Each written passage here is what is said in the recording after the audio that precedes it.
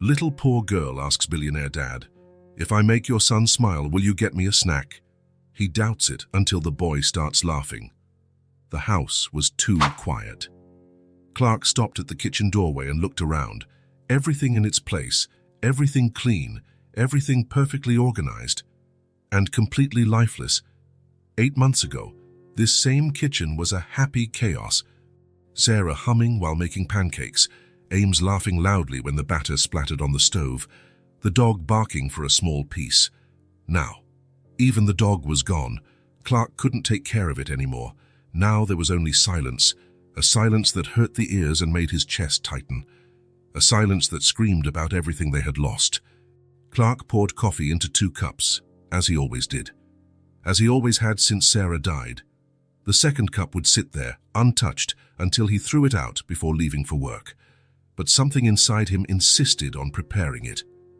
"Ames, come have breakfast," he called, walking up the stairs. The boy was awake, of course. He always was. Sitting on the edge of the bed, wearing his usual striped t-shirt, staring at his own hands. 5 years old, and he seemed to carry the weight of the world on his small shoulders. When Clark entered the room, Ames looked up for a second. Just a second. Then he looked back down. "Good morning, son." Nothing. As always, Clark felt that familiar pang in his chest. The same tightness he felt every morning, every afternoon, every night. The feeling of failing the only person who still mattered. They went down to the kitchen together. Ames sat in the 3rd chair, always the 3rd one. Clark put bread in the toaster and poured chocolate milk. The usual routine, the silent ritual that kept them both functioning, or pretending to function. Clark drank his coffee standing up, scrolling through his phone. 15 new emails, 3 meetings, an overdue report. Work never stopped, and he was grateful for it. It was the only thing that still made sense in his life. Ames ate slowly, chewing each piece of bread as if it were the most important thing in the world. Clark watched his son and tried to remember the last time he saw him smile. He couldn't. Before the accident, Ames was a normal kid. He talked non-stop, asked 1,000 questions, laughed at any silly thing. He wanted to play superhero, loved cartoons, and whined for ice cream for dinner. Now it was as if someone had erased all the colors from inside him.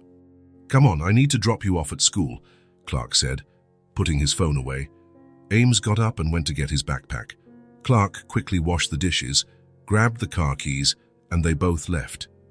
The drive to school was always silent, but before it was a different kind of silence.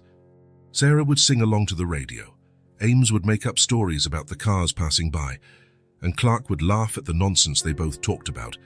Now the silence was heavy, oppressive. Clark sometimes turned on the radio, but the songs seemed too cheerful, too fake for that moment. So he would turn it off and keep driving, with Ames staring out the window as if the world outside was a movie he watched without interest. At school, Miss Henderson always came to greet Ames at the door. A kind woman with graying hair and a smile that seemed genuine. "Good morning, Ames. What a cool shirt you're wearing today." The boy would look at her for a moment, then walk into the classroom without saying a word. Miss Henderson would turn to Clark with that forced smile he knew so well. "He's making progress," she always said. Yesterday he participated in the drawing activity. He made a very beautiful tree. Clark nodded, knowing she was just being kind. Ames didn't draw beautiful trees. Ames barely picked up a pencil. The office became his refuge. There, Clark could focus. He solved problems, created solutions, helped companies find their way. It was ironic. He was saving other people's businesses but couldn't save his own family. "Jim wants to see you," said Jenny, his assistant, placing a stack of documents on his desk. Clark spent the morning immersed in spreadsheets and reports. Numbers made sense. Graphs had logic. Business problems had clear solutions. If only life was so simple. At 3 in the afternoon, the phone rang. "Mr. Miller, this is Ames's school." Clark's blood ran cold. "Did something happen?" "No, don't worry. Ames is physically fine. It's just, well, he's been in the nurse's office since recess. He doesn't want to go back to class. He's just sitting there, looking out the window. The nurse tried to talk to him, but I'm on my way." Clark hung up and rushed out. In the car, His mind raced. What if Ames was getting worse? What if something had happened at school? What if... When he arrived at the nurse's office, he found Ames sitting in a small chair, looking out the window. The boy didn't even turn when he entered. "What happened, son?" Silence. "Ames." The boy finally looked at him. For a moment, Clark saw something in his son's eyes. Sadness, longing, pain. Then Ames looked away again. "He's been like this since recess," Miss Henderson explained. "The other children were playing, but he just sat in a corner and stayed there. When we tried to bring him back, he didn't want to come." Clark nodded and held out his hand to Ames. "Let's go home." The boy stood up and followed him. At home, the afternoon dragged on as always. Ames sat on the living room sofa, staring at the turned-off TV. Clark tried to work on his laptop, but he couldn't concentrate. The silence of the house seemed to scream. At 6, he made pasta with tomato sauce, the only thing Ames would eat without resistance. The two sat at the oversized dining table and ate without talking. After dinner, Clark decided to try something different. "Want to play?" Ames looked at him, surprised. It had been a long time since Clark had asked that question. Clark went to the closet in his son's room and brought out a box of toys, cars, building blocks, coloring books that Sarah had bought. He spread them all out on the living room floor. "Remember these cars? You used to love playing with them." Ames looked at the toys for a long moment. Clark saw something flash in the boy's eyes, a memory perhaps. But then Ames shook his head and turned away. Clark felt his heart tighten. He put the toys back in the box, each little car a small defeat. At night, after giving Ames a bath and putting him to bed, Clark went down to the living room. The house returned to its usual silence, just the ticking of the clock and the hum of the refrigerator. He sat on the sofa and looked around. The room was spotless, no toys scattered around, no drawings taped to the fridge, no small shoes left lying about. It was as if a child didn't live there. Clark picked up his phone and opened the old photos. Sarah smiling in the kitchen, baby Ames asleep in his mother's arms, the three of them together last Christmas before the accident that changed everything. He quickly closed the phone. The memories hurt too much. How had it come to this? How could a house that once overflowed with laughter now feel like a mausoleum? How could a father and son live under the same roof and yet be so far apart? Clark knew Ames needed him, but he didn't know how to reach the boy. Every attempt to get closer was met with an invisible wall, and with each passing day, that wall seemed to get higher. Work was his only escape valve. There, he had control, he had purpose. There, things made sense, but deep down, he knew he was running away, and that each day of escape widened the distance between him and his son. Clark rested his head in his hands and took a deep breath. Outside, the city carried on with its normal life, families having dinner together, children laughing, parents telling bedtime stories. Inside his house, only silence reigned, a silence that screamed about everything they had lost, and about everything they could still lose if they didn't find a way back to each other. But Clark didn't know what that path was. Not yet. Clark looked out the living room window and saw the sun shining outside. Saturday morning, blue sky, a gentle breeze rustling the trees, the kind of day Sarah loved. "Let's go to the park," she would say. "Ames needs some fresh air." And they would go, the three of them. Sarah would bring a basket with sandwiches, Ames would run ahead flying a kite, and Clark would carry the blanket for the picnic. Simple days that seemed perfect. Now Clark avoided the park. He avoided any place that brought back memories that were too good. But today, something was different. Perhaps it was the growing desperation inside him, or maybe it was the conversation he had with Miss Henderson on Friday. "Mr. Miller," she had said, "Ames needs different stimuli. He spends too much time alone. Maybe outdoor activities." Clark looked at Ames, who was sitting on the sofa staring at the turned-off TV. The same position as always. The same empty gaze as always. Something had to change. "Ames," he called, "let's go out." The boy looked at him, surprised.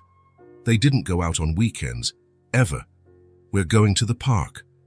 Ames frowned, as if he didn't understand the words. Park. When was the last time he had heard that word? Let's go, Clark repeated, grabbing the keys. That will be good for both of us. Ames stood up slowly, as if walking through quicksand. Clark helped him put on his sneakers, and they both left. In the car, the silence was different. Not the usual heavy silence, but something more tense. Expectation, perhaps, or fear. Clark felt fear too. Fear of the memories the park would bring. Fear of Ames having a breakdown. Fear that nothing would change. But he drove anyway. Riverside Park was Sarah's favorite. Green lawns, a colorful playground, a small lake where ducks swam lazily. On weekends, entire families would spread out on the grass. Children would run among the trees. Couples would walk hand in hand. Clark parked and looked around. So many memories, so many. Let's go, he said, more to himself than to Ames. The two walked across the lawn. Ames walked beside his father, but his steps were reluctant. Clark looked for a bench in the shade, far from the other families. He didn't want anyone to see his son's sadness. They sat side by side. Clark tried to think of what to say, what to do. How did this work, taking a child to the park? It had been so long he had forgotten. Remember when we used to come here with Mum? He asked softly. Ames didn't answer, but Clark saw his shoulders tense up slightly. Maybe talking about Sarah wasn't a good idea. Maybe it was too soon. They sat in silence, watching the other children play. Say a boy of about 7 was chasing a ball. A little girl was laughing loudly on the swing, shouting, "Higher, Daddy, higher." Clark felt a pang of envy. Why could those families be happy and his couldn't? Then she appeared. At first, Clark only saw a colorful blur approaching. A little girl about Ames's age, running across the lawn with her arms spread wide like an airplane. She wore a pink t-shirt that had once been white, a denim skirt torn at the knee, and slip-on sneakers. Her blonde hair was messy, and there was a smudge of dirt on her face. But she was smiling. Smiling in a way Clark hadn't seen in months. Open, genuine, without reservation. The girl ran straight up to them and stopped in front of Ames, out of breath. "Hi," she said, putting her hands on her hips. "I'm Hallie. What's your name?" Clark tensed up. Ames didn't like it when strangers talked to him. He usually hid behind his father or simply ignored them.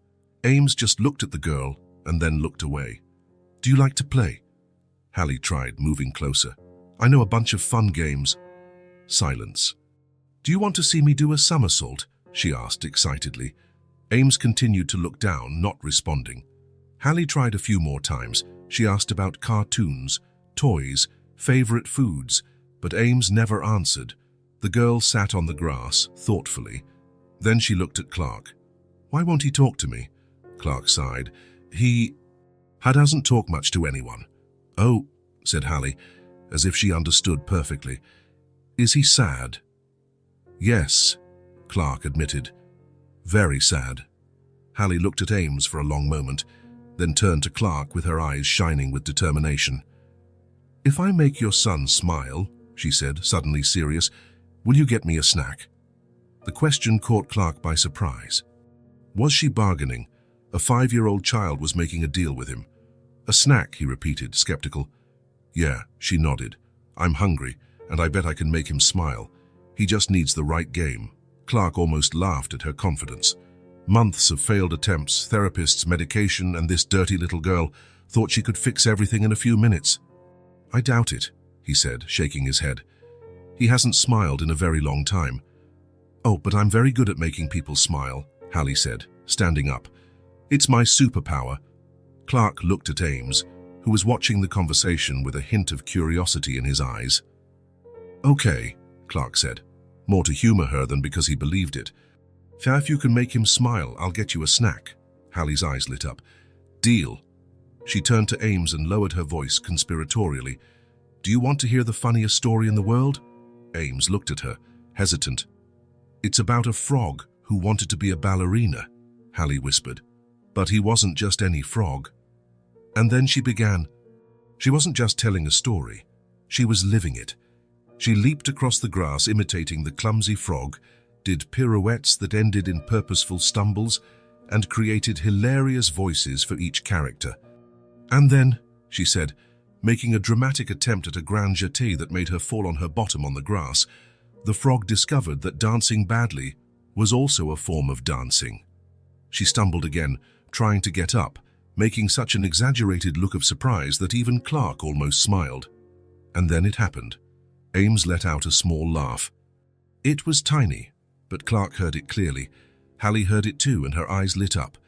She exaggerated the next parts of the story even more, making funny faces, imitating absurd sounds, and inventing a ballerina frog dance that was completely ridiculous. Ames's chuckle grew, first quiet, then a little louder, until it turned into a genuine belly laugh that came from deep within his chest. The sound hit Clark like a lightning bolt. He felt his eyes sting and had to blink several times. It was his son's laugh, the laugh he thought he would never hear again. Hallie finished the story with such an exaggerated bow that she fell backward, and Ames laughed even harder. "I did it," Hallie said, getting up radiantly. "I made him laugh." She turned to Ames and lowered her voice. "Do you like stories?" Ames hesitated, then nodded. Slightly, but he did. "Good, I know a very funny story. It's about a frog who wanted to be a ballerina." Clark settled onto the bench, skeptical. A story about a ballerina frog was going to make Ames smile. Unlikely. But Hallie began to tell it, and Clark realized she wasn't just telling a story. She was performing. She leaped across the grass imitating the frog, did clumsy pirouettes, and fell on purpose several times. She created different voices for each character: the snobby ballet teacher, the other mocking frogs, the little tadpole who became the protagonist's friend. And then, she said, doing a final pirouette, the frog discovered that he didn't need to be like the other dancers. He just needed to dance his own way. She finished the story with such an exaggerated bow that she tripped and fell onto the grass, laughing. And then it happened. Ames laughed. It wasn't a forced smile or a polite chuckle. It was a genuine, loud laugh that came from deep within his chest. The kind of laugh Clark hadn't heard in 8 long months. The sound hit Clark like a punch to the gut. He felt his eyes sting and had to blink several times to keep from crying. Hallie stood up, radiant. "I did it! I made him laugh!" She looked at Clark proudly, awaiting her prize. Clark was speechless. For months he had tried everything. Toys, books, movies, games. Nothing worked. And this dirty, smiling girl had accomplished in a few minutes what he couldn't in so long. "You did it," he murmured, still in shock. Ames was still laughing quietly, looking at Hallie with admiration. "So, the snack?" she asked hopefully. Clark stood up, dazed. Of course. What do you want?" "A sandwich," Hallie said. "And maybe an apple." "I really like apples." "Let's go buy one," Clark said, extending his hand to Ames. For the first time in months, the boy took his father's hand without hesitation. The three of them walked to the park snack bar together. Hallie chattered non-stop, telling other stories, asking questions, filling the silence that always existed between Clark and Ames. "Do you guys come here often?" she asked. "No," Clark said. "We haven't been here in a long time." "That's a shame. This park is the best place in the world. It has ducks, squirrels, and sometimes a dog shows up who knows how to do tricks." Clark bought a turkey sandwich, an apple and a juice for Hallie. She thanked him as if he had given her a treasure. They sat on the grass for her to eat. Ames sat very close to Hallie, watching her every move with fascination. "Do you live nearby?" Clark asked. Hallie stopped chewing for a moment. Something passed through her eyes, a shadow, a moment of hesitation. "Sort of," she finally said, smiling again. "I like coming here. There are always nice people." Clark wanted to ask more, but Hallie had already started talking to Ames again, describing the different types of clouds in the sky. They stayed at the park for another 2 hours. Hallie played with Ames, taught him games she made up, and told more stories. And Ames participated. He really participated. He ran after her when she pretended to be a dragon. He tried to imitate the animal sounds she made, and he laughed several times. When it was finally time to go, Clark almost felt guilty. "We have to go," he said. "Oh." Hallie looked disappointed. "Okay, it was really fun playing with you." She turned to Ames. "Will you come back?" she asked. I come here almost every day. Ames looked at his father, then at her and nodded. Great. Hallie clapped her hands. I'll make up more stories to tell you. On the way back to the car, Ames spontaneously held Clark's hand, and when Clark looked down, he saw something he hadn't seen in so long. He had almost forgotten what it looked like. Ames was smiling. A small but real smile, like the sun appearing after the rain, just as Hallie had said.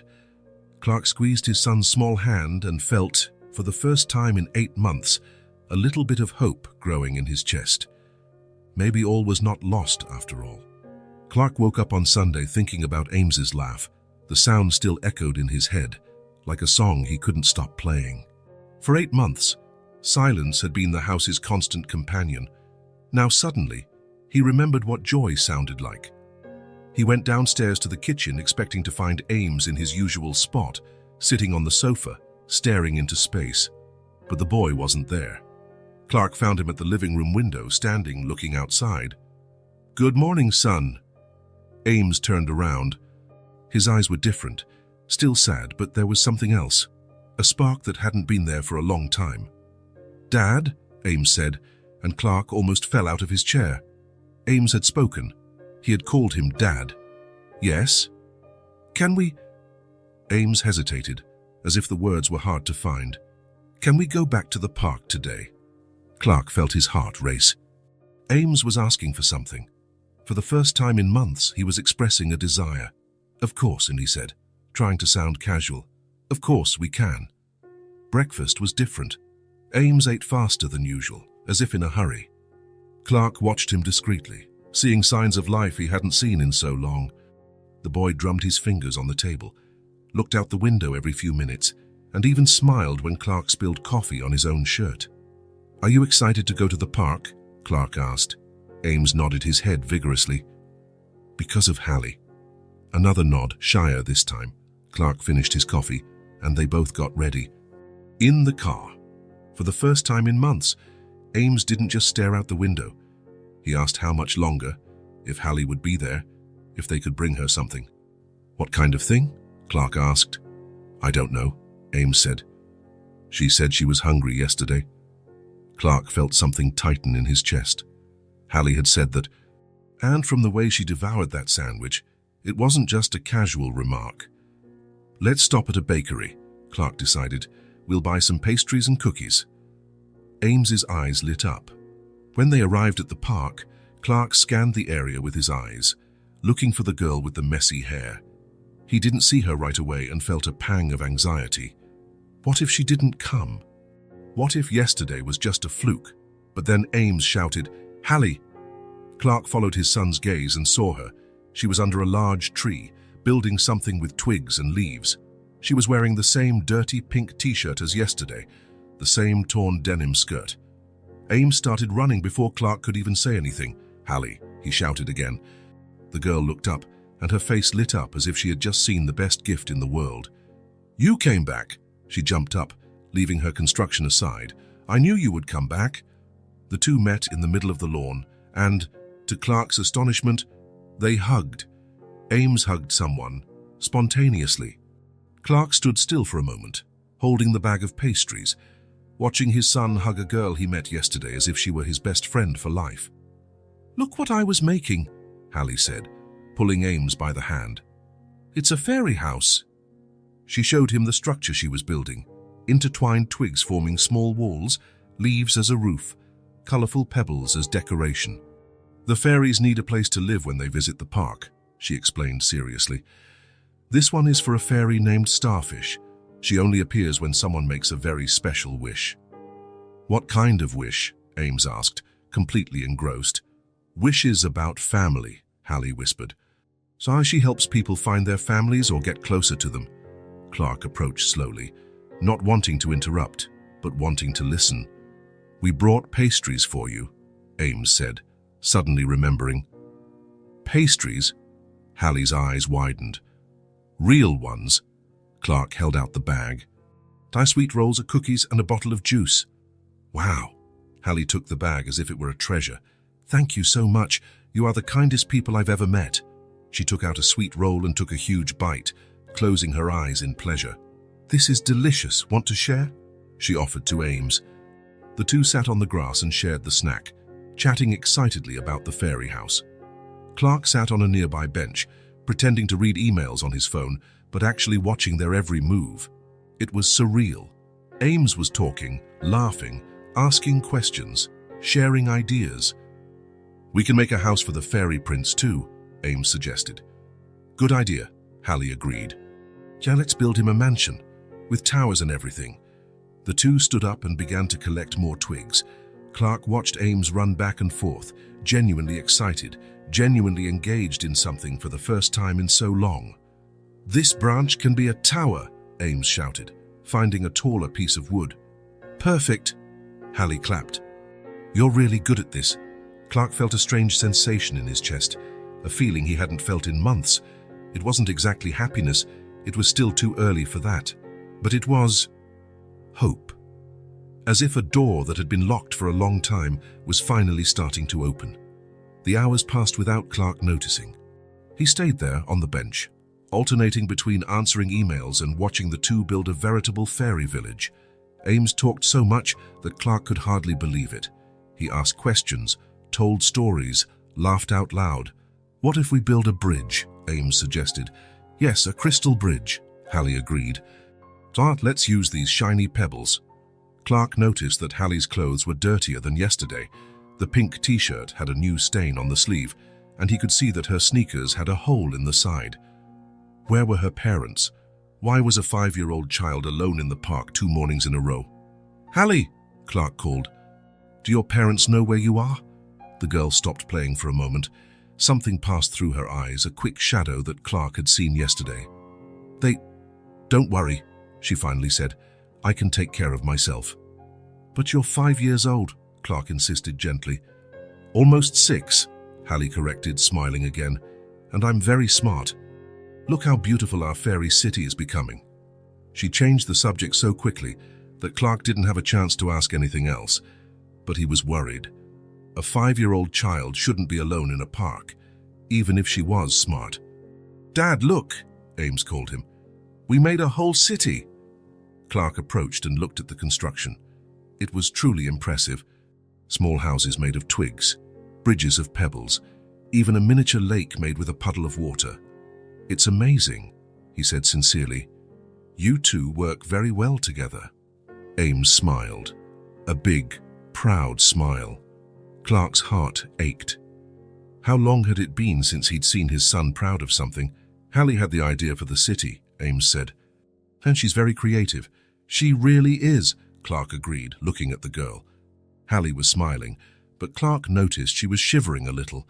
The day was getting colder, and she was only wearing a thin t-shirt. "Are you cold?" he asked. "A little," Hallie admitted. "But it's okay." Clark took off his own jacket and offered it to her. "God, you don't have to," Hallie said quickly. "I don't want to get your jacket dirty." "It's no problem," Clark insisted. "It's just a jacket." Hallie hesitated, then accepted. The jacket was huge on her, the sleeves completely covering her hands. She looked like a little doll lost inside the adult clothing. "Thank you," she whispered. "It's really warm." They played for another hour. Clark continued to watch, and with each passing minute, he became more impressed. Hallie wasn't just a cheerful child. She had a natural ability to make Ames open up. She listened to everything he said with genuine attention, praised his ideas, and included him in every game. And Ames was flourishing with this attention. He spoke more in one morning than he had in entire months. He laughed without reservation. He ran, jumped, invented. Clark realized something that hurt deeply. Hallie was doing for Ames in a few hours what he, his own father, hadn't been able to do in 8 months. She was giving the boy his childhood back. "What time is it?" Hallie asked suddenly. Clark looked at his watch. 12:30. "Oh," she grimaced. "I have to go." "Go where?" Ames asked, visibly disappointed. "I have things to do," Hallie said vaguely. "But will you come back tomorrow?" Ames looked at Clark with pleading eyes. "Can we, please?" Clark hesitated. Tomorrow was Monday. Ames had school, he had work. But the expression on his son's face, "Maybe after school," he said. "If you want." "I want to," Ames said immediately. A lot. Great, Hallie smiled. I'll be here. I'm always here. She took off Clark's jacket and handed it back. Thanks for letting me wear it, and thank you for the pastries. They were the best I've ever eaten. Hallie, Clark said impulsively, do you want us to give you a ride home? Again, that shadow passed through her eyes. No, thank you. I like to walk. See you tomorrow. She gave Ames a kiss on the cheek, which he didn't pull away from to Clark's surprise, and ran off through the park.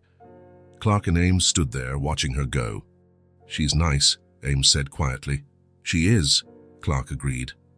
On the way home, Ames didn't stop talking about Hallie, about her games, the stories she made up, how funny and smart she was. Dad, Ames said, as they were almost home. Yes? Thank you for taking me to the park. Clark felt his eyes burn. His son was thanking him. He was communicating. Guys, thank you for asking me to go, he replied. That night, for the first time in months, Ames ate everything on his plate. He talked about school, asked if he could bring toys to the park tomorrow, and even told a joke Hallie had taught him. Why did the bird go to the doctor, he asked, barely able to contain his laughter. Why? Because he had a broken wing. Ames burst out laughing at his own joke. Clark laughed too, not because the joke was funny, but because seeing Ames laugh was the most beautiful thing in the world. Later, after putting Ames to bed, Clark sat in the living room and reflected on the day. Something fundamental had changed. The house was no longer silent. It was filled with expectation, with possibilities, but he was also worried about Hallie, a 5-year-old child, alone, in dirty clothes, clearly hungry. Where did she sleep? Who took care of her? And why was she saving his family when she clearly needed saving herself? Clark picked up the phone and almost called social services. But he stopped. What if they took Hallie away? What if Ames returned to his silence? It was selfish to think that way, he knew, but to see his son happy after so long, he decided to wait. Tomorrow he would ask more questions. Tomorrow he would better understand Hallie's situation.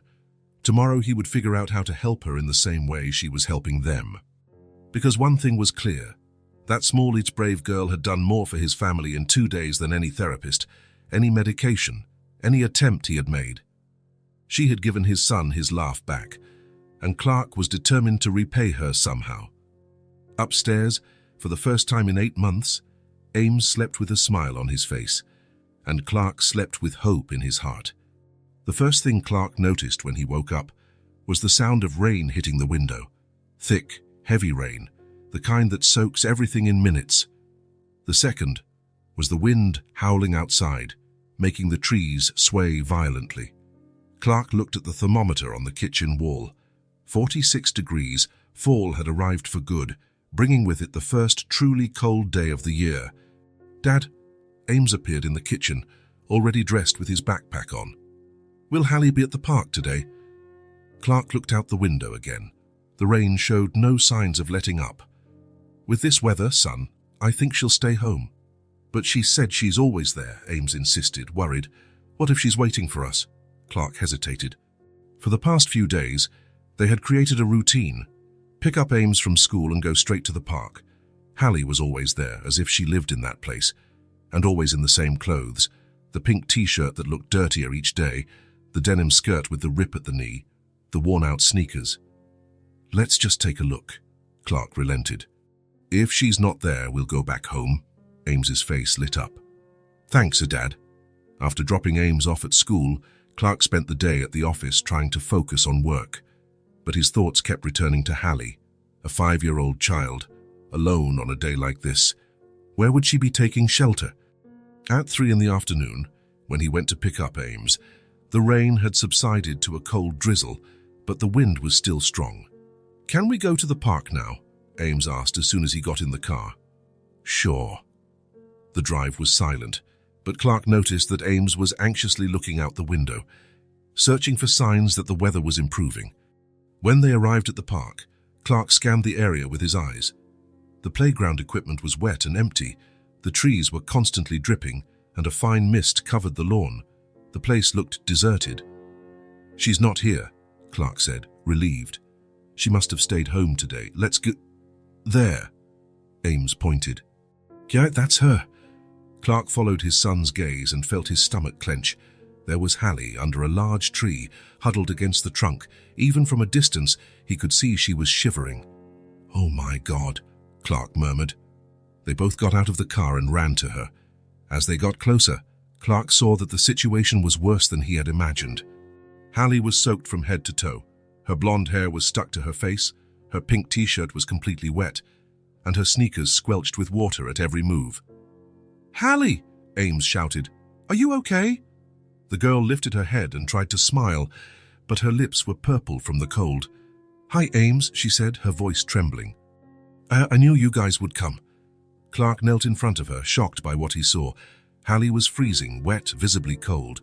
Her feet were soaked inside her torn sneakers, and she was shivering so much she could barely speak properly. "Hallie, how long have you been here?" he asked, already taking off his own coat. "I don't know," she murmured. Since this morning, I think."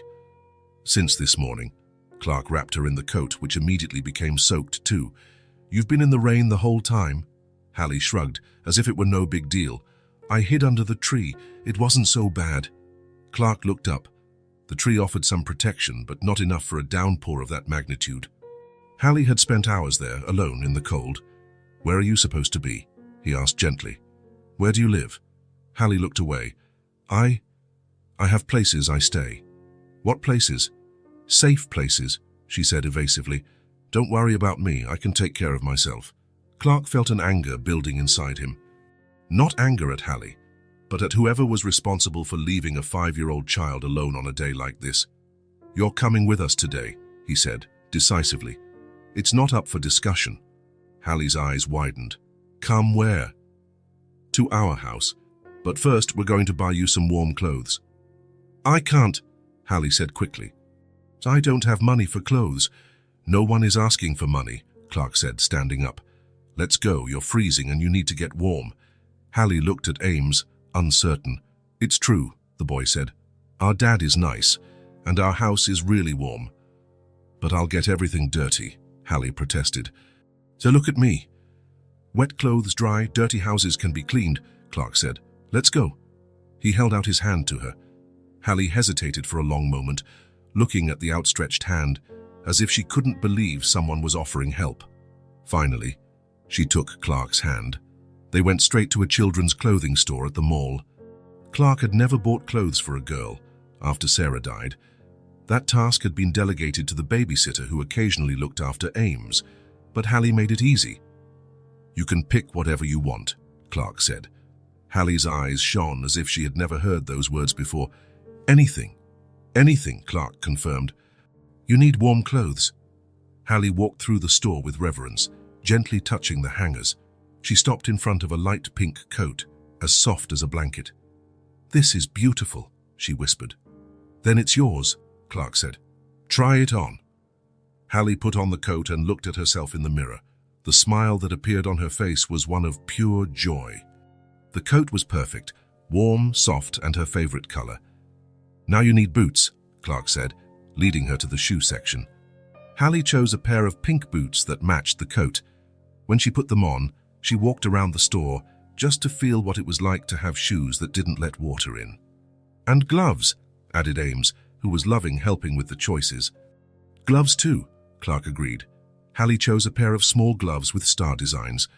When she put them on, she kept opening and closing her fingers, fascinated. "I look like a princess," she said, laughing. Clark also bought underwear, 2 pairs of jeans, 3 t-shirts, 2 sweaters, and a pair of pajamas with unicorn designs that made Hallie's eyes sparkle. "This is too much," Hallie protested when she saw all the bags. "I don't need this many clothes." "All children need clean, warm clothes," Clark said simply. "It's not too much. It's enough." In the car, on the way home, Hallie couldn't stop touching her new coat.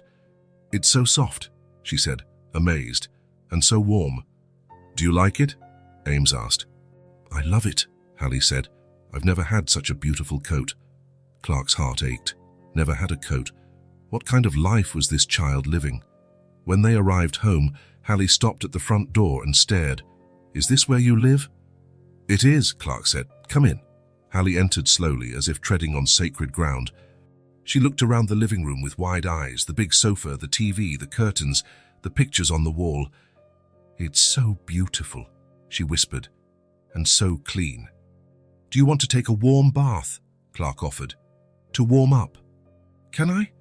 "Of course. Ames, show her the bathroom." While Hallie was taking a bath, Clark prepared hot chocolate and set out a fluffy towel. When she came out of the bathroom, wearing the new pajamas, her hair clean and shiny, she looked like a completely different child. "How do you feel?" Clark asked. "Warm," Hallie said, smiling. "Very warm." She sat on the sofa next to Ames, wrapped in the towel, sipping the hot chocolate in small sips, as if she wanted it to last forever. "Your house is like a palace," she said to Ames. "It's not that special," Ames said, but Clark could see he was proud. "It is to me," Hallie said. "It's the most beautiful house I've ever seen." Clark watched the two on the sofa and felt something different. The house no longer felt empty. It no longer felt like a place where two sad people lived without connecting. It felt like a family home. "I'm hungry," said Ames. "Me too," agreed Hallie. "Let's make dinner together," Clark suggested. In the kitchen, Hallie insisted on helping with everything. She set the table with an almost reverent care, as if each plate were made of crystal.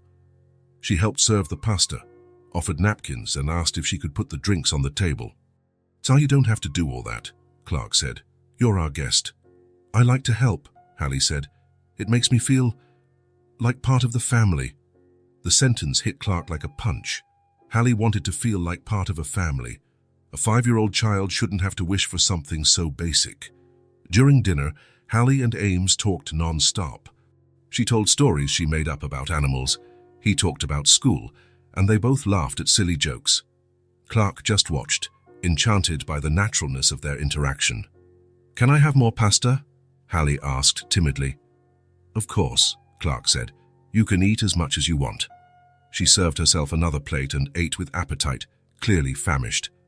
Clark wondered when her last full meal had been. After dinner, the three of them sat in the living room. Clark put on a children's movie, and Hallie and Ames settled on the big sofa, sharing a bowl of cookies. Clark sat in the armchair, watching. The two laughed at the funny parts of the movie, commented on the characters, and shared the cookies carefully so there was always some left for the other. It was a simple scene. Two children watching TV, eating cookies. But for Clark, it was miraculous. It had been 8 months since that room had seen laughter. 8 months since that house had felt warm and welcoming. 8 months since Clark had felt like part of a real family. And now, with Hallie there, everything seemed different. The house was alive, full of voices, laughter, energy. "Dad," Ames called during a commercial, "can Hallie sleep over today?" Clark looked at Hallie, who was looking at him with hope in her eyes. "Of course," he said. "If she wants to." "I want to," Hallie said quickly. "A lot?" "Then it's settled," Clark said. "You can sleep in the guest room." "I get a room all to myself?" Hallie asked, incredulous. "You do," Clark said, smiling. "I'll show you after the movie." Hallie snuggled deeper into the sofa, smiling. Clark saw an expression on her face he hadn't seen before. Peace. Contentment. As if she had finally found a place where she belonged. When the movie was over, Clark showed Hallie the guest room. It was a simple room, with a twin bed, a dresser, and a window overlooking the garden. "Is it mine?" Hallie asked, touching the bedspread gently. "For tonight, yeah," Clark said. "And for as long as you want to stay." Hallie sat on the bed and bounced a little, testing the mattress. "It's the softest bed in the world," she declared. Clark laughed. "Good night, Hallie. If you need anything, just call." "Good night," she said, "and thank you for everything." Clark closed the door and found Ames waiting in the hallway. "Dad?" "Yes, thanks for letting Hallie stay." "You're welcome, son. Can she stay over more often?" Clark looked at the closed door of the guest room, then at his son. "We'll see," he said. "We'll see." That night, for the first time in months, Clark went to bed feeling that his house was complete. Not silent and empty, but full of life, full of possibilities, full of family. Downstairs, Hallie lay on the soft bed, wrapped in her warm pajamas, looking out the window at the stars. She didn't say it out loud, But she thought, maybe this is my beginning. And for the first time in a long time, she slept without fear, without cold, without hunger. She slept feeling at home. Clark woke up to a sound he hadn't heard in a long time, the quiet voices of children talking downstairs. For a moment, he just lay there listening, unable to believe those laughs were coming from his house. He went down the stairs and found Ames and Hallie sitting at the kitchen table, sharing a bowl of cereal. Hallie was wearing the unicorn pajamas, her hair messy from a good night's sleep. Ames was also in his pajamas, but his eyes shone in a way Clark hadn't seen in months. "Good morning," Clark said. "Good morning, Dad." Ames turned, smiling. "Hallie woke up early just like me." "I always wake up early," Hallie explained. "But today was different. I woke up in a warm bed, in a beautiful house, and with a friend beside me." She smiled at Ames, who blushed with joy at the word friend. Clark made his coffee, watching the two chat excitedly about what they were going to do that day. It was incredible to see Ames so awake, so engaged in a conversation. "Hallie," Ames said suddenly, with a determined expression. "Want to play with me?" Clark almost dropped his coffee cup. Ames was asking to play for the first time in 8 months. "Of course," Hallie said, excited. "What do you want to play?" "Can I show you my toys?" Ames asked, a bit shy. "They've been put away for a long time." "I'd love to see them," Hallie said, jumping from her chair. Clark followed them discreetly to Ames's room. The room was exactly as Sarah had left it. Shelves full of books, a toy box in the corner, framed drawings on the wall. Ames stopped in front of the toy box and hesitated. Clark held his breath. That box had been closed since Sarah's funeral. "This is my toy box," Ames finally said, opening the lid. "Wow," Hallie exclaimed, looking inside. "You have so many cool things." Ames took out a red toy car that used to be his favorite. "This one is the fastest," he said, handing the car to Hallie. "It was my favorite." "It's beautiful," Hallie said, examining the car. "Can I play with it?" "Sure." Ames took more cars out of the box. "We can have a race." Clark leaned against the door, watching. It was surreal to see that room full of life again, to see Ames actually playing, making engine noises, laughing when the cars crashed into each other. The two sat on the floor and created an imaginary racetrack. Hallie made different voices for each car, inventing personalities and stories. Ames laughed non-stop, suggesting new obstacles for the race. "This blue car is very brave," Hallie said. "It's not afraid of anything." "Just like you," Ames said, smiling. "And this red one is really fast," Hallie continued. "Just like you when you run in the park." Ames beamed at the comparison. After an hour of playing with cars, Ames stood up and went to his desk. "Want to see something else?" he asked, opening the drawer. He took out a box of colored pencils that hadn't been opened in months.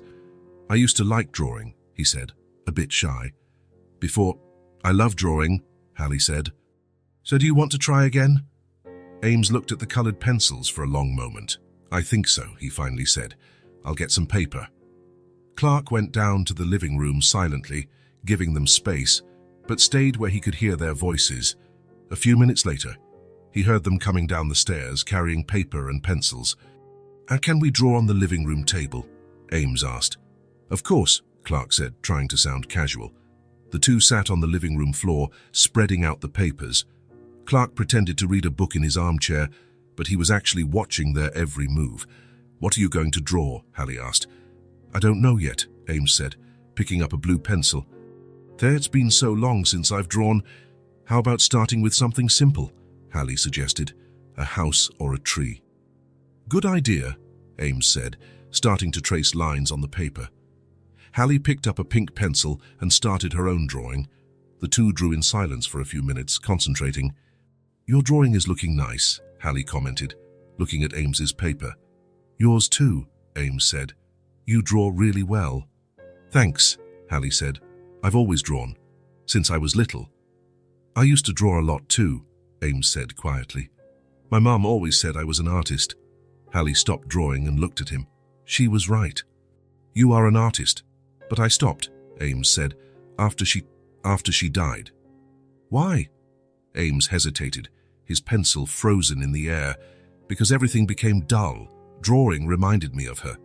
She always looked at my drawings and said they were beautiful. Without her, it didn't make sense anymore. I understand, Hallie said softly. It must have hurt a lot. It did, Ames admitted. It still hurts. They were silent for a moment. Then Hallie put her pencil aside and looked directly at Ames. Can I tell you a secret? Ames nodded. When my mum died, Hallie said quietly, I was very sad. Life lost its meaning. I didn't want to do anything. I didn't want to play, I didn't want to talk, I didn't even want to eat. Ames looked at her with surprise. That was exactly how he felt. And my dad, Hallie continued, he works a lot. He barely has time for me. Sometimes I feel like he's forgotten I exist. Clark, in his armchair, felt his heart tighten. Hallie was describing their exact situation. That's how I feel too, Ames whispered, like my dad has forgotten about me. But you know what I learned, Hallie said, taking Ames's hand. What? I lost my mom too, and my dad, but I never lost hope. Hope for what? That one day I would find someone good, someone who really wanted me, and that I would have a family again. Ames looked at her with admiration. How can you have hope when everything goes wrong? Because bad things don't last forever, Hallie said, just like storms. They come, make a lot of noise, get everything wet, but they always pass. And then the sun comes out again. What if the sun takes a long time to come back? Then we learn to dance in the rain, Hallie said, smiling, until the sun appears. You're very brave, Ames said. You are too, Hallie replied. You just forgot for a while. You think so? I'm sure of it. You told me about your mom. You started playing again. You're drawing again. That's very brave. Ames smiled, a small but genuine smile. You know what else? Hallie continued. I think your dad loves you very much. He just doesn't know how to show it. How do you know? From the way he looks at you and the way he took care of me yesterday. People who don't know how to love don't do that. Ames thought about her words. Do you think he misses me, like I miss him? I think so, Hallie said.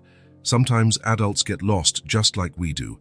They're just bigger, so they think they can't show they're lost. The two looked at each other for a moment, processing the conversation. Hallie?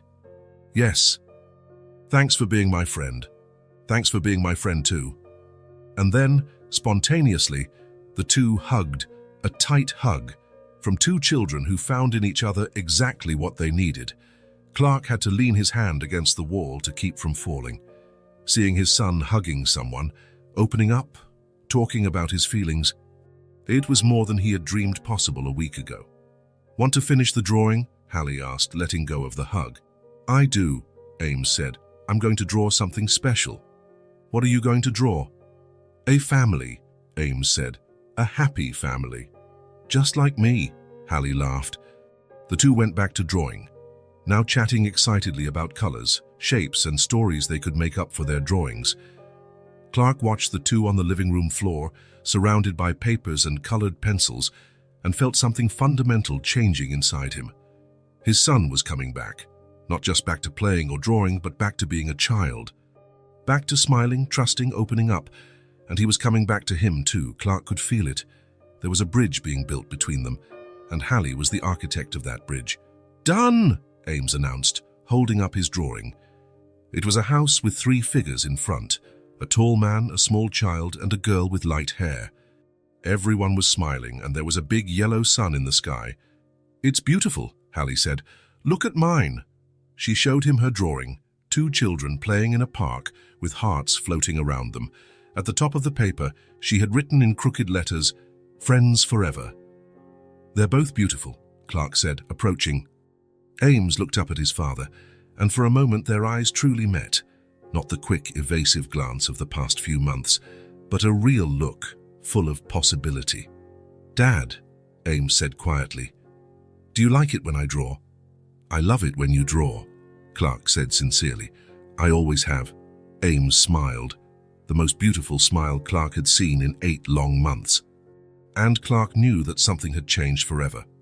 His son was back, not completely yet, but he was on his way. And it was all thanks to an extraordinary little girl who knew that hope could survive any storm.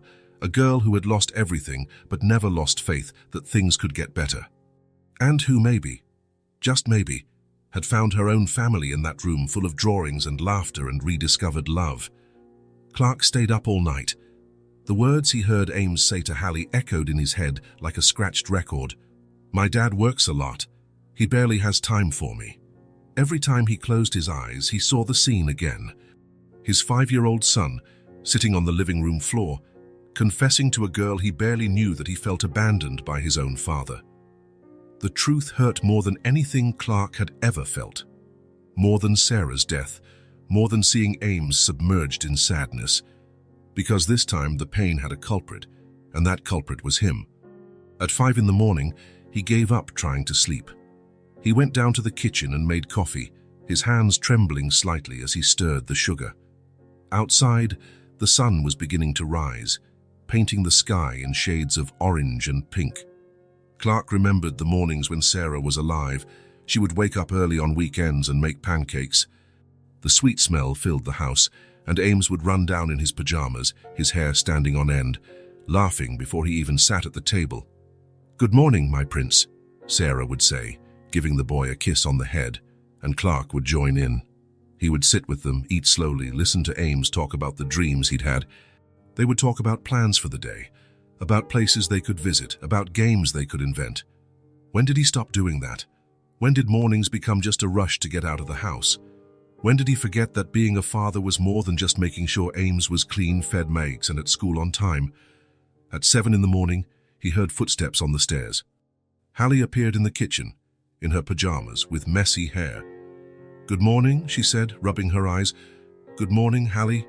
Did you sleep well?" "Very well," she smiled. "It's the comfiest bed I've ever slept in." Clark poured her some chocolate milk and made toast. Hallie ate in silence for a few minutes, then looked at him with those big, wise eyes. "Are you worried about something?" she asked. Clark hesitated. It was strange to talk about his problems with a 5-year-old, but Hallie was no ordinary child. "I'm thinking about a conversation I need to have with Ames," he admitted. "About what you talked about yesterday?" Clark looked at her, surprised. "You knew I was listening." "I knew," Hallie said simply. "Dads do that. They worry and listen to make sure their kids are okay." "And what do you think I should do?" Hallie took a sip of her chocolate milk, thoughtful. "I think you should talk to him, from the heart." "Say what?" "The truth," Hallie said. "Kids know when adults are lying. But when adults tell the truth, even if it's sad, we understand." Just then, Ames came down the stairs, also in his pajamas. "Good morning," he said, more cheerful than Clark had seen him in months. "Good morning, son." Ames sat next to Hallie, and the two began to talk about what they were going to do that day. Clark watched them, seeing the ease with which his son related to Hallie. How he laughed, how he told stories, how he made plans. This was how Ames should always be, free, happy, unafraid to express himself. After breakfast, Hallie went to take a bath.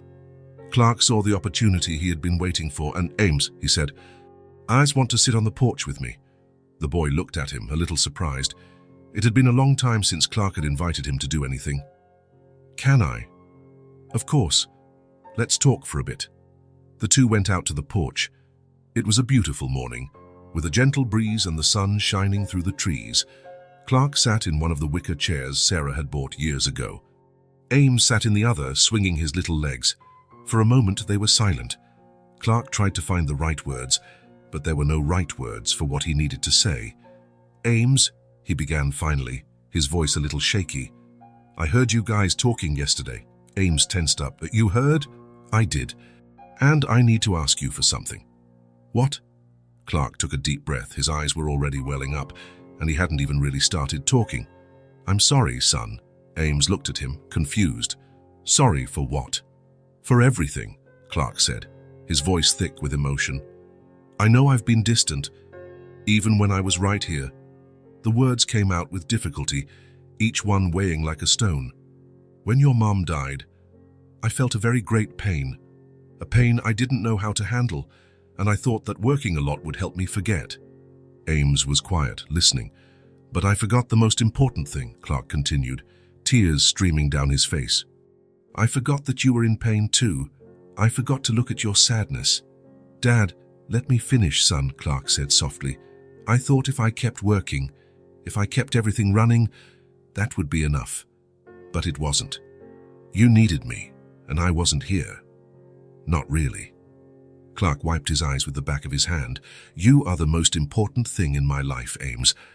More important than any job, any meeting, anything. And I forgot to show you that. Ames's eyes were full of tears too. I thought you didn't like me anymore, he whispered.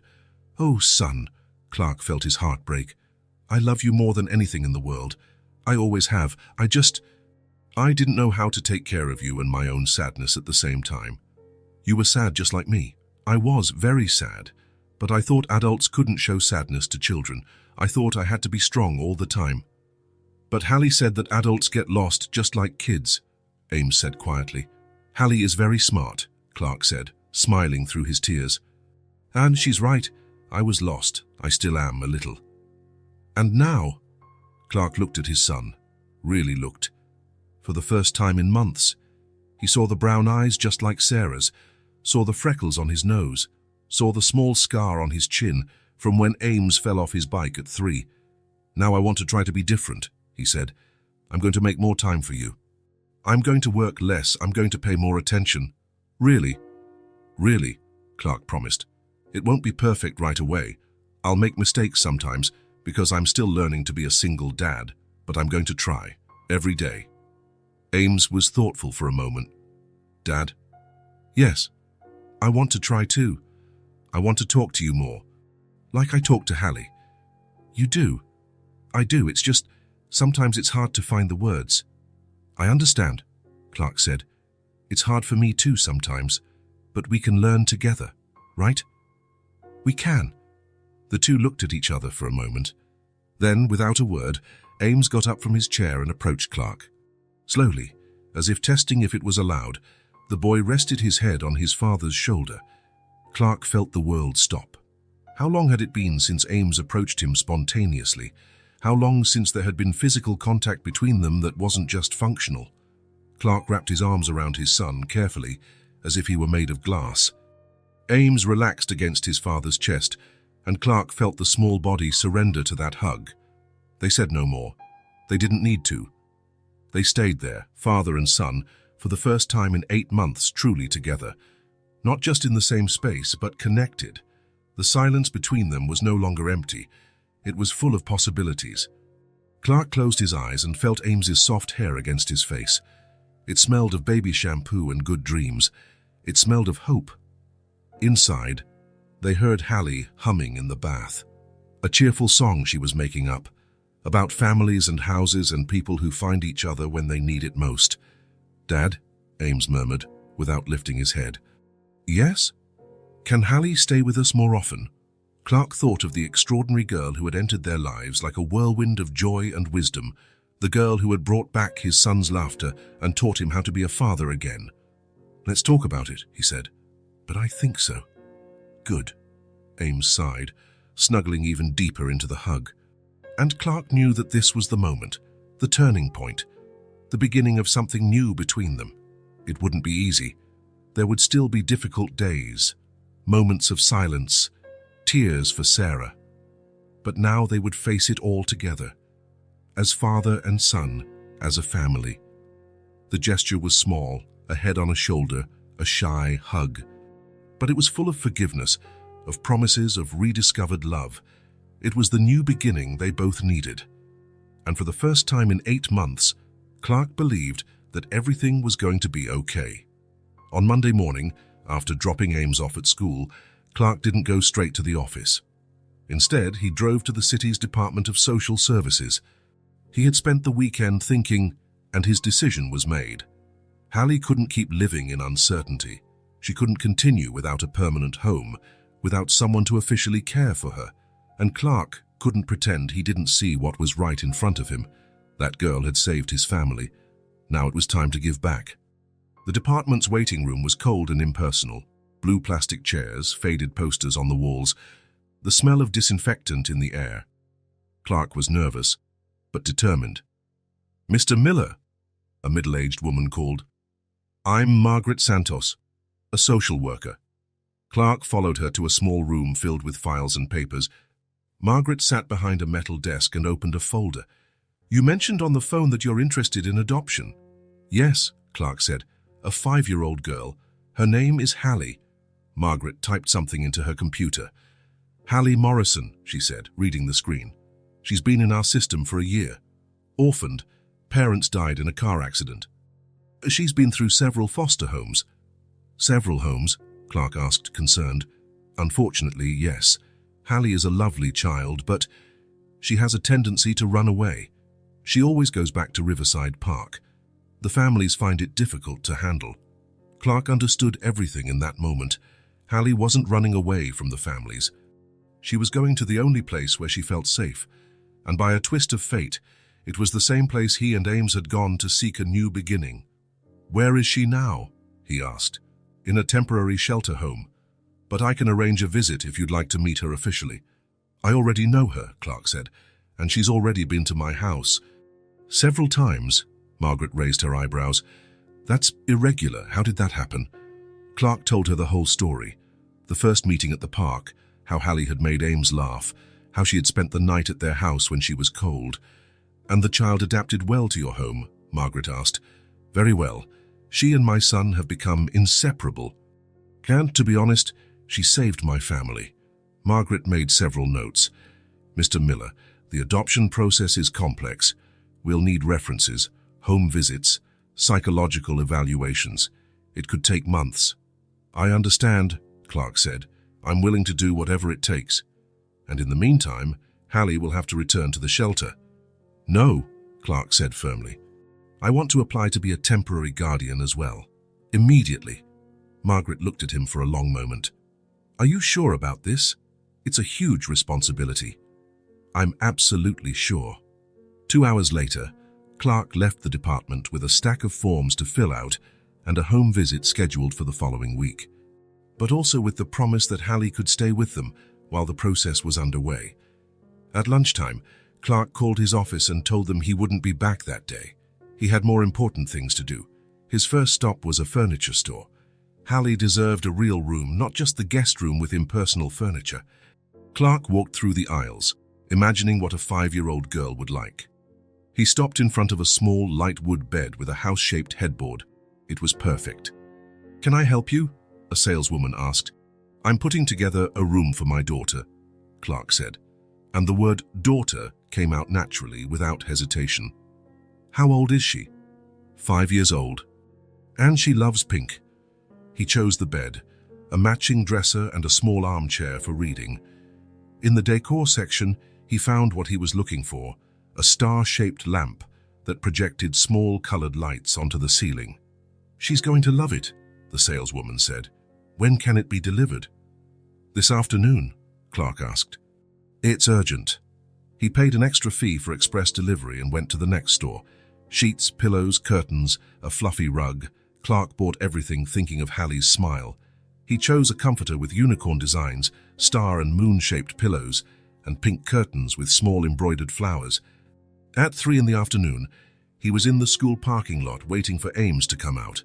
When the boy appeared, Clark was almost bursting with anticipation. "Dad?" Ames said, surprised. "Why are you here so early?" "We have a special project today," Clark said. "Start a project for Hallie. What kind of project?" "We're going to set up a real room for her." Ames's eyes lit up. "For real? Is she going to live with us?" "If she wants to," Clark said. "And if everything goes well with the paperwork." "She'll want to," Ames said with certainty. "I'm sure she'll want to." When they got home, the delivery truck was already waiting. Ames was ecstatic watching the men carry in the new bed, the dresser and the boxes with accessories. "Dad, this is amazing," he shouted, jumping down the hallway. Hallie arrived from the park an hour later and stopped at the door, confused by all the commotion. "What's going on?" she asked.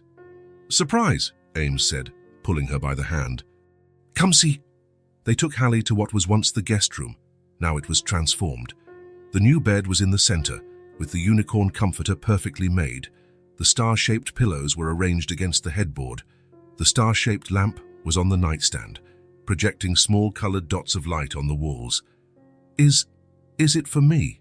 Hallie asked, whispering. "If you want it," Clark said. We're setting it up for you to live here, officially. Hallie walked around the room, gently touching everything. She sat on the bed, testing its softness.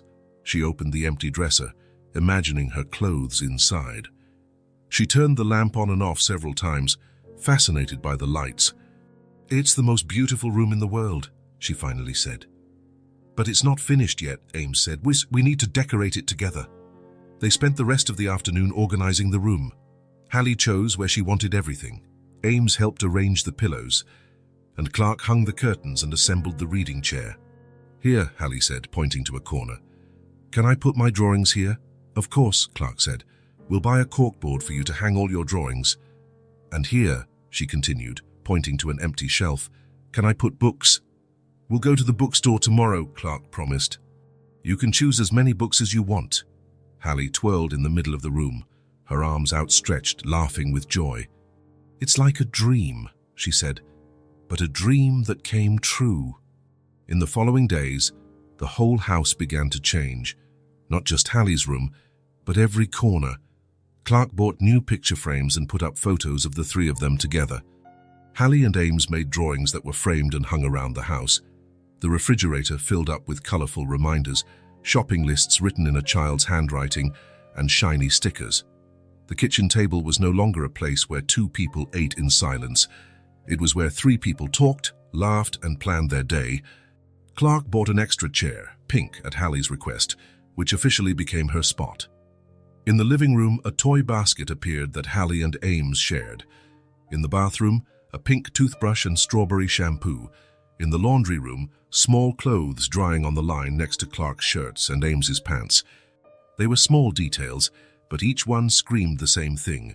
"You belong here, you are welcome. This is your home." The social worker came on Friday for the home visit. Margaret walked through the house, asked questions, and observed the interaction between Clark, Ames, and Hallie. "And do you like living here, Hallie?" she asked. "I love it," Hallie said without hesitation. "This is the best house in the world, and Clark and Ames are the best family in the world." Margaret noted everything, talked to Clark about his job and financial stability, and asked for references. But Clark could see in her eyes that the decision was already made. "The process will continue," she said before she left. "Tired, but I can tell you that everything looks very positive." On Saturday morning, Clark woke up with the certainty that it was time. Hallie had been living with them officially for a week, but nothing had been explicitly said about the future yet. After breakfast, Clark called Ames aside. "Son, would you like it if Hallie stayed with us forever?" "Forever and ever?" Ames asked, his eyes shining. "Forever and ever, as part of our family." "I want that," Ames said without hesitation. "More than anything. So, shall we ask her? Now, now!" The two went out to the backyard, where Hallie was playing with a doll Clark had bought her. She was sitting under the large tree, having an imaginary tea party. "Hallie," Clark called, "can you come here for a moment?" She got up and ran to them, smiling. "Did something happen?" Clark looked at Ames, who nodded encouragingly. Then he knelt on the grass, getting to Hallie's eye level. "Hallie, I need to ask you something very important." "What is it?" she asked, curious. Ames came closer and stood beside his father, also nervous. Clark took a deep breath. In the last few weeks, his life had changed completely, the silent house filled with laughter. The distant son became a child again, and he himself had learned to be a father again. All because of this extraordinary girl who appeared in their lives like a miracle. "Would you like to be part of our family?" Clark asked, his voice thick with emotion. "Forever?" Hallie was very still for a moment, her eyes filled with tears, but they were tears of joy. "Forever and ever?" she asked, echoing Ames's words. "Forever and ever," Clark confirmed. "Jazz is our daughter, our real family." The smile that appeared on Hallie's face was like the sun rising after the longest night of the year. "It was all I ever dreamed of," she whispered. "It was exactly everything I dreamed of." Clark opened his arms, and Hallie threw herself into them. Ames joined the hug, and the three of them stayed there, kneeling on the backyard grass, wrapped in silence and true love. It was a simple moment, 3 people hugging under a tree on a Saturday morning. But it was also the most important moment of their lives. The moment they stopped being strangers united by pain and became a family united by love. "Now there are 3 of us," Hallie whispered. "Now there are 3 of us," Clark repeated, kissing her head. "Forever," Ames added. "Forever," Clark and Hallie agreed at the same time, and in the silence that followed, there was no sadness or emptiness. There was fullness. There was peace. There was the certainty that, after being lost for so long, the 3 of them had finally found their way home, the way to each other. 6 months later, Clark woke up to the sound that had become his favorite song. Laughter coming from the kitchen. No longer the oppressive silence that used to greet his mornings, but excited voices, life happening downstairs. He went down the stairs and found Hallie standing on a chair, stirring eggs in a bowl. Ames was beside her, arranging pieces of bacon in a pan. They both wore aprons, hers pink with unicorns, his blue with superheroes. "Good morning, Dad," Ames shouted when he saw him. "Hallie is teaching me how to make scrambled eggs, and Ames is teaching me not to burn the bacon," Hallie laughed. "We're making a special breakfast." Clark kissed both of their heads, a gesture that had become as natural as breathing. "We do this together every Saturday," Hallie said seriously. "It's a family tradition." Clark smiled. It was true. In the last few months, Saturday mornings had become sacred. The 3 of them prepared breakfast together, a tradition Hallie suggested that became everyone's favorite part of the week. The kitchen seemed impossibly different from the same place where he and Ames used to eat in silence months ago. The walls were filled with framed drawings. The refrigerator was covered with colorful reminders, photos of special moments, and stickers that Hallie collected. In the corner of the counter, there was a row of small plants, Hallie's garden. Tiny green shoots sprouted from the pots where she had planted sunflower seeds on a rainy afternoon. "And the plants are growing," Clark commented.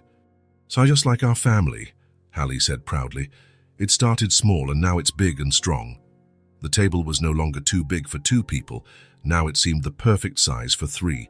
Hallie's pink chair was in its usual spot between Clark and Ames. The 3 sat down to eat. Clark watched his children, because now there were 2 children, officially, chatting excitedly about their plans for the day. "Can we go to the park later?" Hallie asked. "Of course," Clark said, "and we can bring a picnic." "Like Mom Sarah used to do?"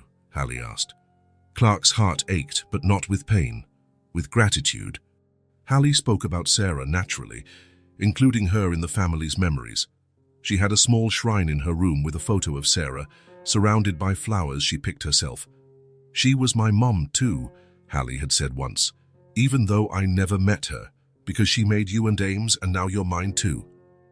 "Just like Mom Sarah used to do," Clark confirmed. "She would be very happy." "She knows," Hallie said with conviction. "I'm sure she knows."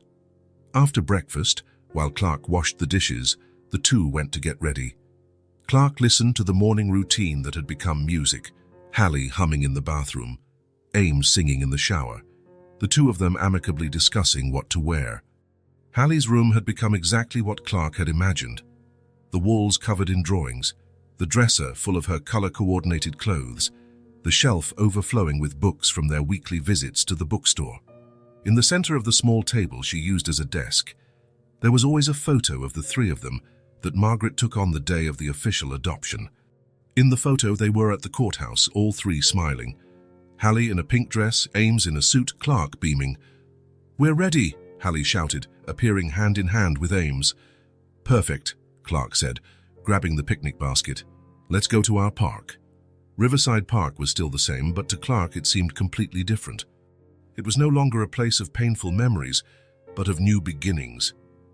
"Look," Hallie said, pointing to the tree where she used to hide. "Someone put up a swing." Hallie ran over and got on the swing. "Push me, Ames." "Only if you promise not to jump off in the middle," Ames laughed. Clark spread out the blanket and watched the 2 play. Ames pushed Hallie on the swing.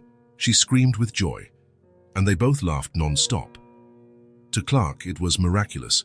6 months ago, Ames barely spoke. Now he laughed out loud, ran, and played like any child should. And Clark was no longer a lost father pretending to have control. He was simply a present, involved, happy father. "Dad, come play with us," Hallie called. Clark ran to the swing. The three took turns, pushing each other, making up games, laughing at silly things. Clark couldn't remember the last time he played like that. Free, without worries. Picnic time, he announced after an hour. They sat on the blanket and shared the sandwiches. Hallie told them about her school project. Ames talked about the new friend he made in his soccer class. Clark listened to everything, really listened, and participated in every conversation. "Dad," Hallie said suddenly, "can I tell you a secret?" "Of course. When I used to come here alone before I met you guys, I always made the same wish." "What wish?"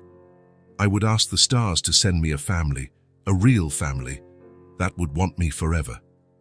Clark felt his eyes burn. "And every night I would imagine what it would be like. Her dad who made pancakes and a brother who would play with me." "And now?" Ames asked. "Now it's better than I imagined," Hallie said. "Because you don't just make pancakes and play with me, you really love me." Clark pulled them both into a hug. "We love you very much, Hallie." "I know," she said, snuggling between them. "You can feel it. The whole house is full of love now." It was true. The house that once echoed with silence now overflowed with life, not just because there were more people, but because there was more love. Love that was growing, healing old wounds, and building new bridges. As the sun began to set, the three of them walked slowly back to the car. Hallie was in the middle, holding Clark's and Ames's hands, swinging her arms. "You know what's funny?"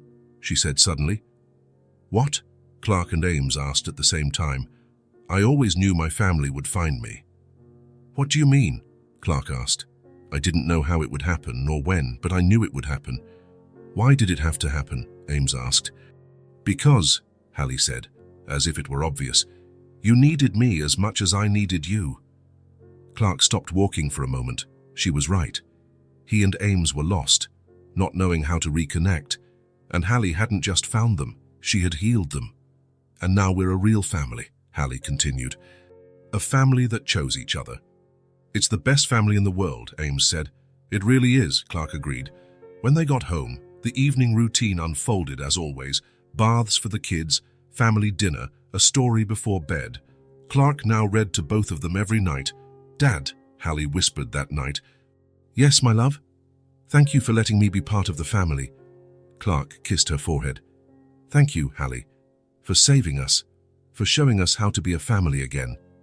"We saved each other," she said, closing her eyes, "like the best families do." Clark turned off the light and left the room. 6 months ago, that room was empty. Now it was full of dreams, memories, love. He went down to the living room and sat on the sofa. The house was quiet, but not silent. It was the good kind of quiet, of a home where people who love each other rest in peace. Clark looked around and saw the signs of family everywhere. Small shoes by the entrance, drawings on the fridge, organized toys, smiling photos on the walls. It was no longer the house where a lost father and son pretended to be okay. It was a home, a place where three people who met by chance discovered they were exactly what each other needed. Clark thought of Sarah and knew she would be proud of the family they had become. Upstairs, Hallie slept in her pink room, surrounded by everything she had ever dreamed of having. Ames slept peacefully. No more nightmares, no more silence. And Clark, for the first time in a long time, slept knowing his family was complete. They had found their way home, the way to each other. If this story touched your heart, subscribe to the channel and turn on notifications so you don't miss the next ones. Leave a like because it helps this story get recommended to more people. See you in the next story.